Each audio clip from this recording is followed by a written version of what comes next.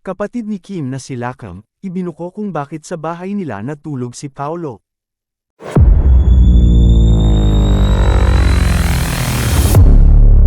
Ang kapatid ni Kim Chu na si Lakam ay nagbahagi ng impormasyon tungkol sa pagtulog ni Paulo Avellino sa kanilang bahay, na lalong nagpapalakas sa mga usap-usapang may espesyal na relasyon ang dalawa. Maging ang pamilya ni Kim ay napapansin na rin ang madalas na pagsasama ni Kim at Paulo, kahit wala silang kasalukuyang proyekto. Nito lamang mga nakaraang araw, ayon kay Lakam, inimbitahan nila si Paulo na mag-dinner sa kanilang tahanan. Walang pagdadalawang isip at masayang pumayag si Paulo sa imbitasyon. Sa gabing yon, tahimik lamang umano si Paulo ngunit nagustuhan siya ng kanilang ama dahil sa pagiging puno ng karunungan ng kanyang mga sinasabi.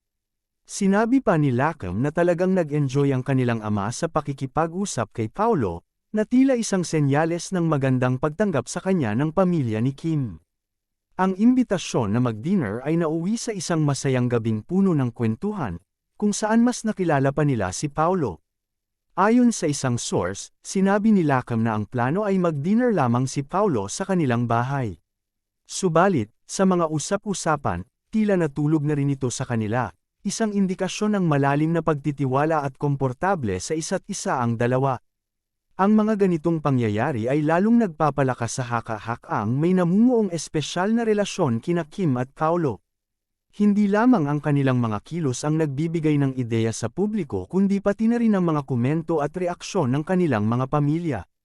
Ang bawat detalye, tulad ng pagtulog ni Paulo sa bahay ni Kim, ay nagbibigay ng kilig at excitement sa kanilang mga tagahanga na matagal nang umaasa na magkatuluyan ang dalawa.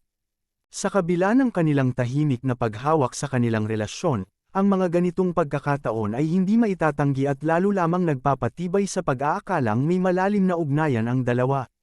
Ang pagsasama ni Kim at Paulo ay nagbibigay inspirasyon sa marami, lalo na sa kanilang mga tagahanga na patuloy na sumusubaybay sa kanilang love story.